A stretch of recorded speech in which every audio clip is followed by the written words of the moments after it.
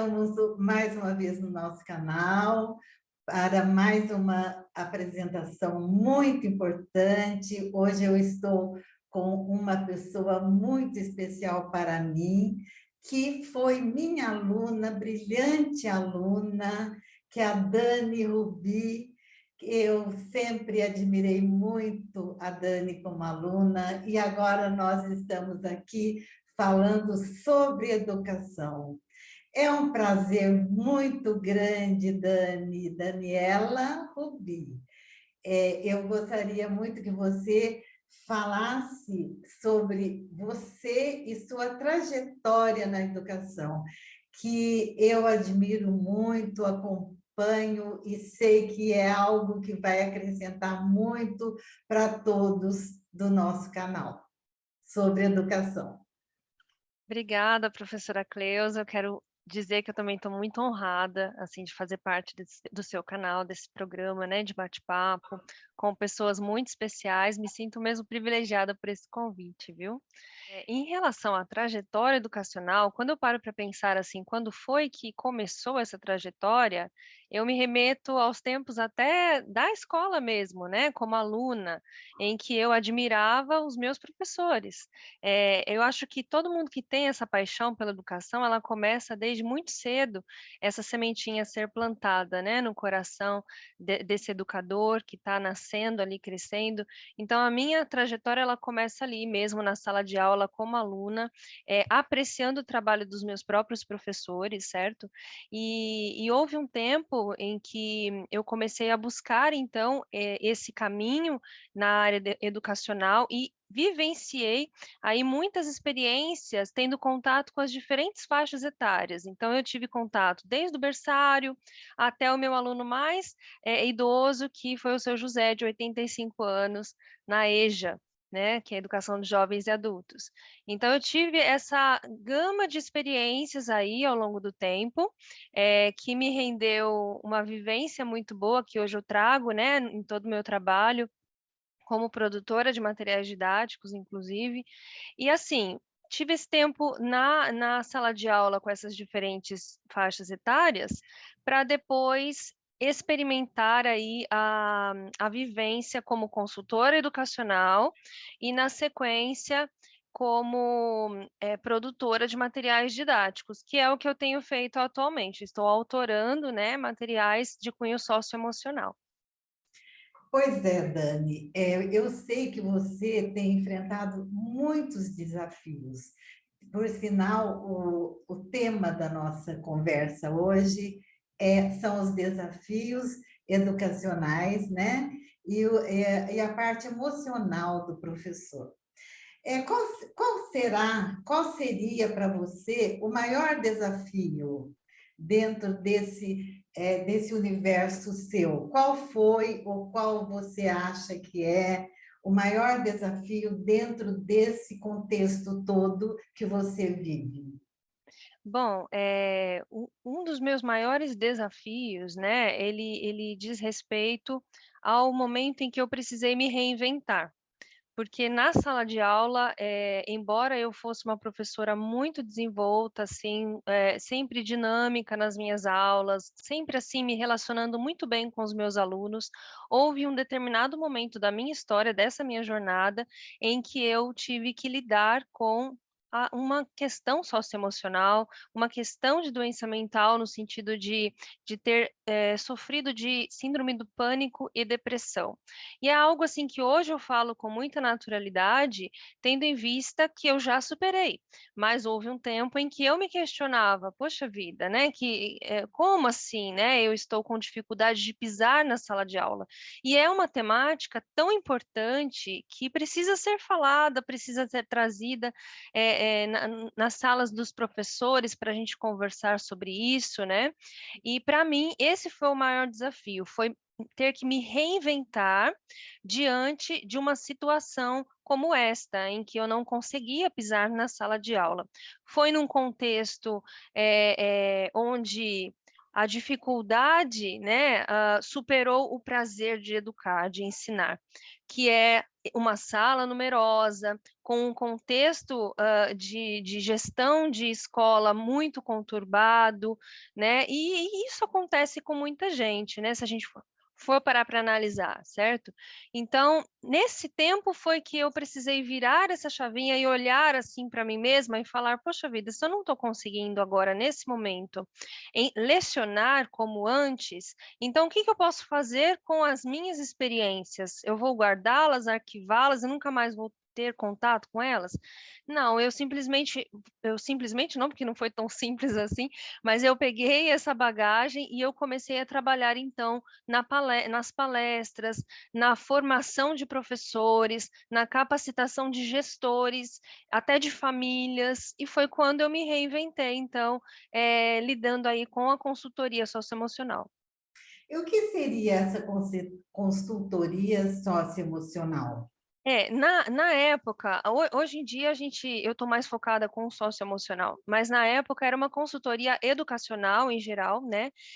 Onde eu estive na cidade de Paraguaçu Paulista, no município de Paraguaçu Paulista, junto com uma equipe, e esses educadores comigo ali, nós conseguimos implantar uma abordagem educacional na cidade toda.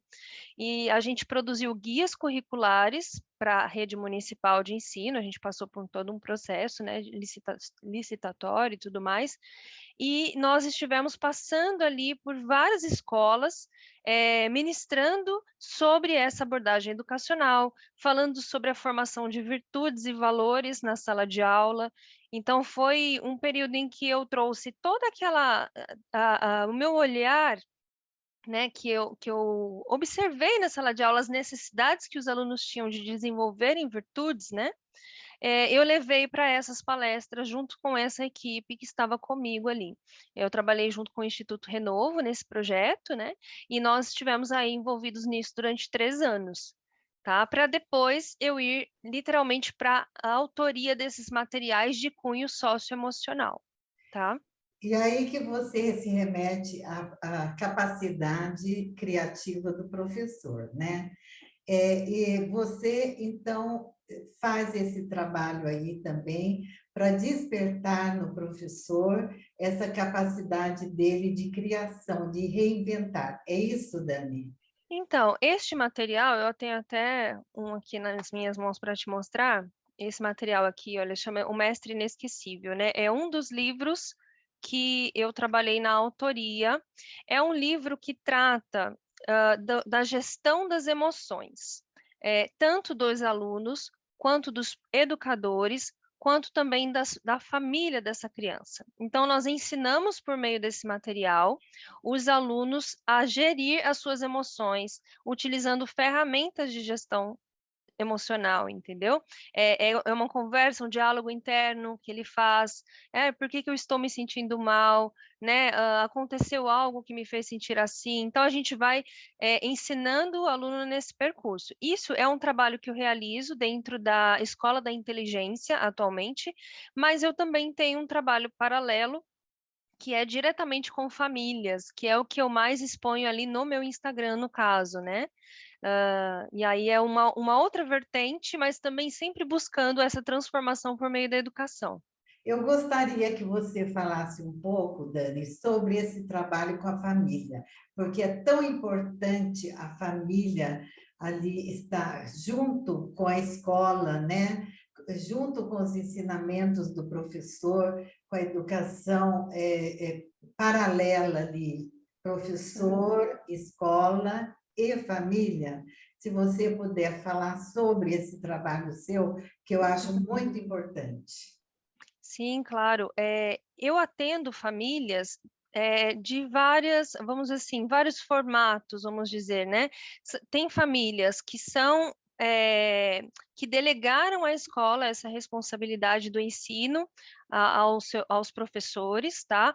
Mas também atendo famílias que estão ali coordenando, junto, obviamente, com algumas pessoas que têm um conhecimento aí pedagógico, né, como por exemplo, eu mesma que ofereço essa consultoria para elas, né, na parte do homeschool, não sei se a professora já ouviu falar, acredito que sim, que é a educação domiciliar que está em processo de regulamentação aqui no Brasil. Então eu atendo essas duas vertentes, pais que educam seus filhos no lar e pais que enviam seus filhos para a escola e os acompanham nesse processo, tá?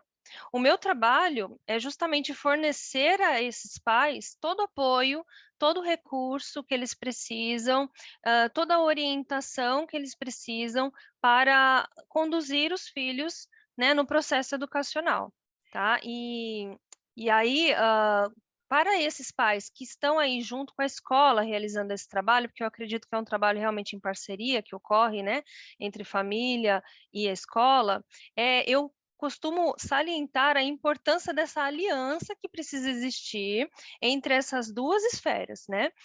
Escola e família, sempre em aliança, para que o aluno enxergue essa aliança de modo muito positivo e consiga lidar com os desafios educacionais de uma maneira cada vez mais tranquila, né? E quando há uma aliança entre essas duas esferas, né, que estão ali conduzindo os passos dessa criança ou desse estudante, ele se sente mais seguro, ele se sente pertencente, ele consegue progredir, né, no seu processo educacional. É isso aí. Dani, qual é o perfil desse aluno? Idade que você tem? Qual é o seu foco? Para que tipo de aluno é esse? Qual a idade desse aluno? É para o ensino fundamental? É para o ensino médio? Qual é o perfil desse aluno?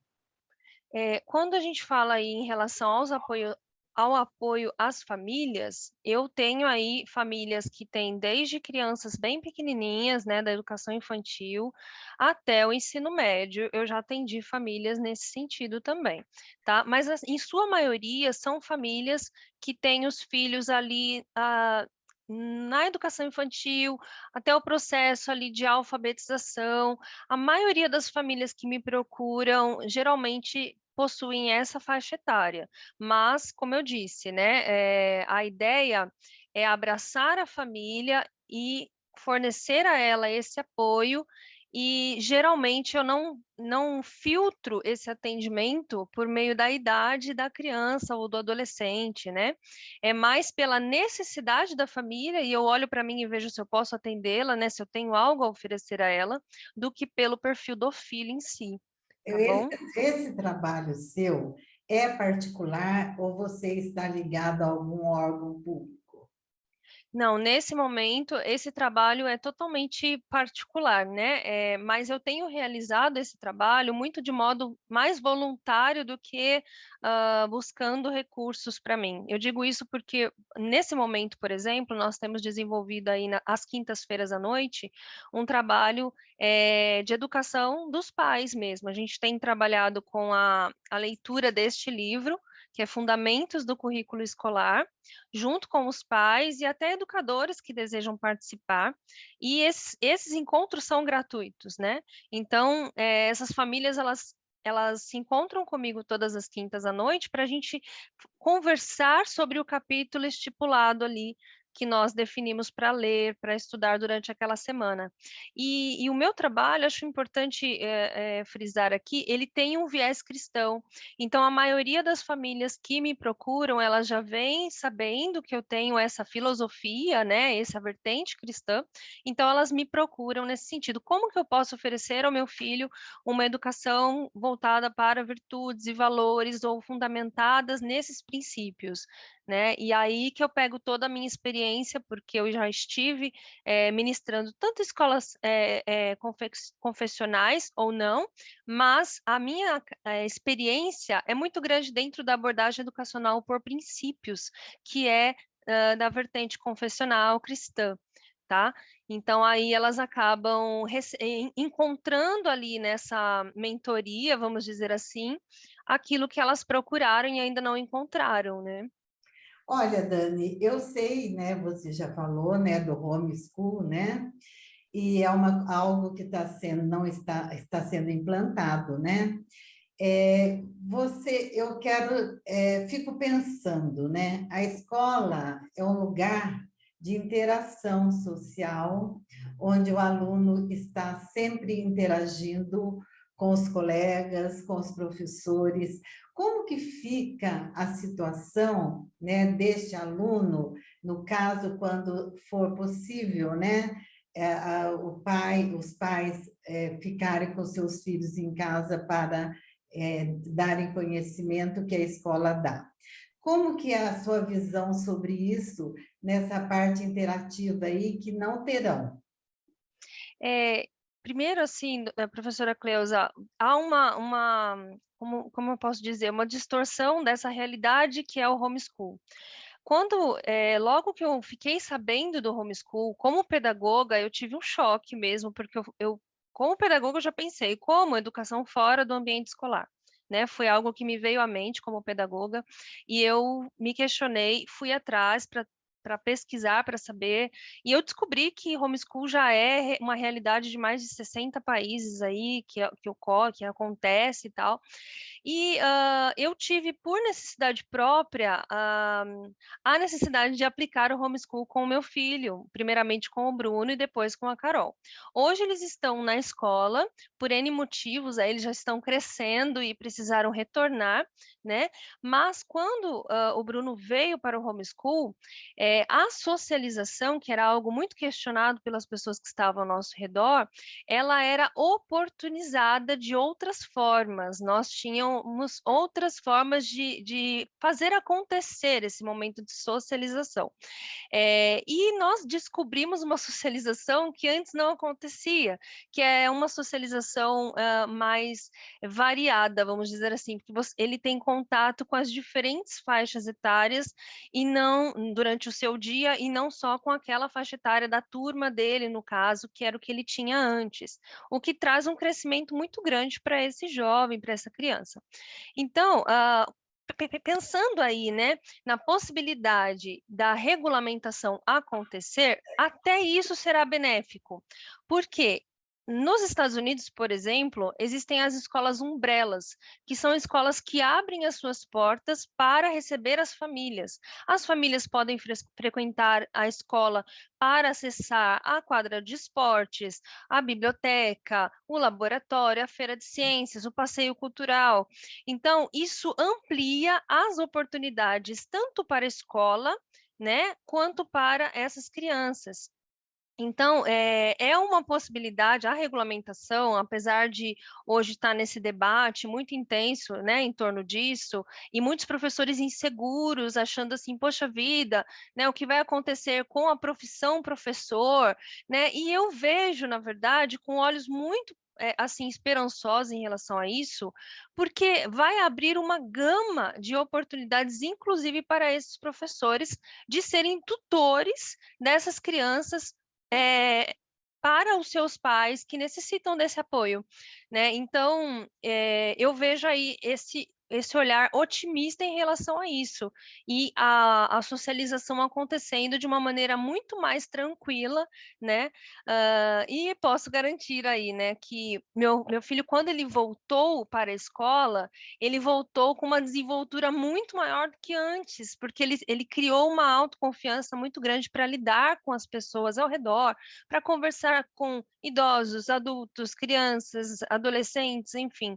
Ele ganhou essa autoconfiança, entendeu? Dani, e por que que você teve com os seus dois filhos, que eu sei o histórico todo, né, deles, qual foi o motivo que você escolheu, né, para educá-los na sua casa? Bom, isso também fala muito sobre os desafios da educação, É, né? Acho que a gente não sai do nosso tema quando a gente fala sobre isso, porque de fato, o Bruno, ele esteve em diferentes contextos, né? Quem me conhece sabe que nós o adotamos. Ele chegou para nós com quase 8 anos, 7 anos e 11 meses, e não estava alfabetizado, tá? E ele estava numa escola estadual. Na sequência, foi para uma escola municipal e, na sequência, para uma escola particular, onde eu era professora, inclusive. O que ocorreu? eu precisei alfabetizá-lo em casa. A escola não conseguiu parar o seu fluxo de atividades pedagógicas curriculares para atender essa necessidade dele, que já estava no terceiro ano, para o quarto, sem a alfabetização. Então, eu precisei usar os meus conhecimentos ali, e conseguir alfabetizá-lo ali pelo método fônico, foi o que eu utilizei na época. Durante 4 meses, nós trabalhamos na minha licença maternidade e eu consegui alfabetizá-lo nesse tempo. E aí, a partir disso, eu fui acompanhando o progresso dele na escola. Eu falei, opa, peraí, ele conseguiu alfabetizar, então eu estou mais tranquila, né? O que ocorreu? Ele trazia lições de casa totalmente descontextualizadas, no sentido de que ele ainda não sabia o que era rua, bairro, cidade, estado, país, a diferença geográfica entre essas coisas, por exemplo, e ele já tinha questões falando de França, Holanda, coisas muito subjetivas que para ele estava muito fora da realidade. Esse menino começou a perder o interesse pelo conhecimento, totalmente. Isso é só um exemplo que eu estou te dando. Mas teve um dia, né, que ele chegou para mim e falou: mãe, por que que meus amigos são mais inteligentes do que eu? Eu falei: não, eles não são mais inteligentes do que você. Você é como um corredor de montanha. Eles já estão lá em cima da montanha e você está correndo em direção ao pico da montanha, mas você vai chegar lá, uma hora você chega. Ele foi dormir, né? E no dia seguinte ele nem me deu bom dia, ele só chegou para mim e falou: mãe, por que que eu tenho que correr tanto assim? Ele ficou pensando nisso durante a noite. E aquilo me cortou o coração, professora.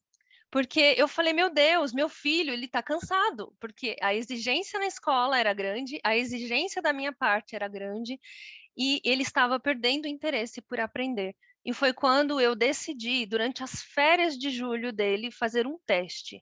A escola já estava diagnosticando ele com déficit de atenção, hiperatividade, porque ele não se interessava, obviamente, não acompanhava, né?